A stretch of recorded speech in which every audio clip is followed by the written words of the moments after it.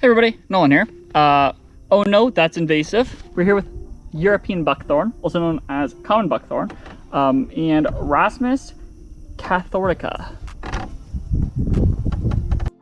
Now, this tree is native to Europe, Northwest Africa, and Western Asia. It's been introduced to North America as an ornamental shrub, and now it's spread all over the place. So it is invasive here in North America, and you'll find it all over urban areas and a lot of wooded areas as well.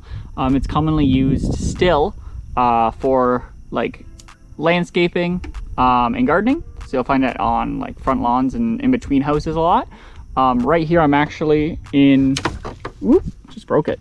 I'm actually in a in between two reservoirs in this little kind of canal here.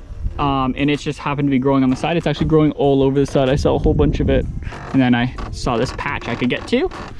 And the biggest problem is most people have it, but they don't know that it's invasive. So I'm gonna try to help you identify a little bit.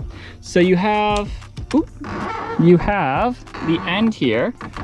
If it wants to zoom, you have the end, which is like a little thorn, and you can find thorns along it.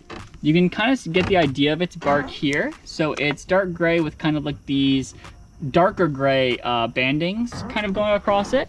I'm not sure how well you'll be able to see the bigger barks back there.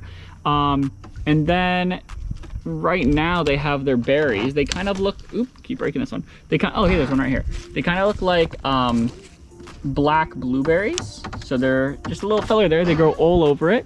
And this is the main way it spreads. Birds eat it and then they poop the seeds out somewhere, and that's how it's primarily spread. And it gets its name buckthorn because typically it has thorns on its bark. I don't see many here. There's kind of some spread out up there.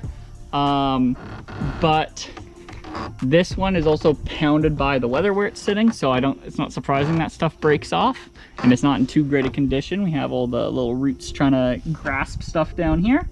And then the seeds and leaves are mildly poisonous to humans, so it gives you stomach cramps. And why this one's actually invasive, one, it spreads very easily, but two, what it does is it outcompetes our native species. So buckthorn is one of the first plants that will grow its leaves, and it's one of the last ones that will lose them in the fall time. So it gets to be growing its leaves and gets all of that sun, and it's able to grow really fast because it's starting its cycle a lot earlier than most other plants. So it's able to outcompete them for the sunlight, pass them, and then kind of shade them out. And it's shade tolerant. So even though it has some big trees above it right here, it's actually gonna do fine. And now the leaves from this plant, when they die and they decompose, because this plant only lives about 10 years, they put a lot of nitrogen into the soil, and that can cause the pH levels to rise, which then causes problems for other plants, because if the pH level is different than what there is ideal for them, they won't be able to survive and thrive.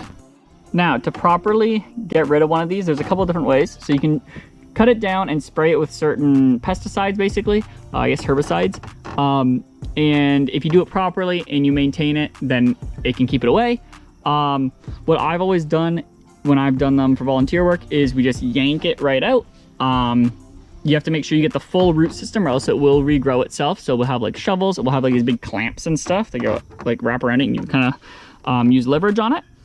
But yeah, my preferred method is that, and then you have to hang them upside down with the roots up so they can't reroot themselves, and the sun will dry them out. In this tree, the bark looks a little bit similar to the pin cherry. The pin cherry is a lot darker though. And also, we should be able to see it just a little bit here.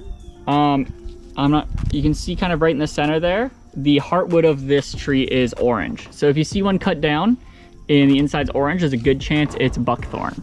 Now, what can you do? Because it's invasive, we don't want it to spread. So you can learn how to identify it.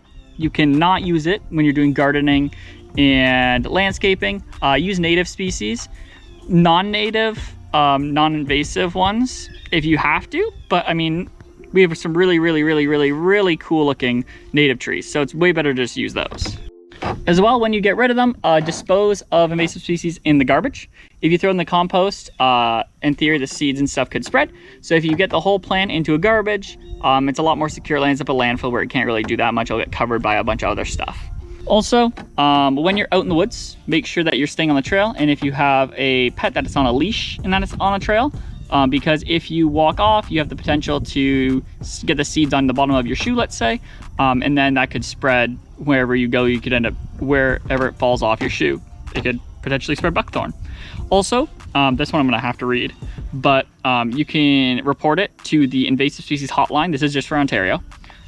So at 1-800-563-7711, or you can go to Ontario's Invading Species Awareness Program, and you can report it that way. But yeah, keep on the lookout for this European buckthorn. You can also use apps to identify it if you need to, but you'll see it all over the place.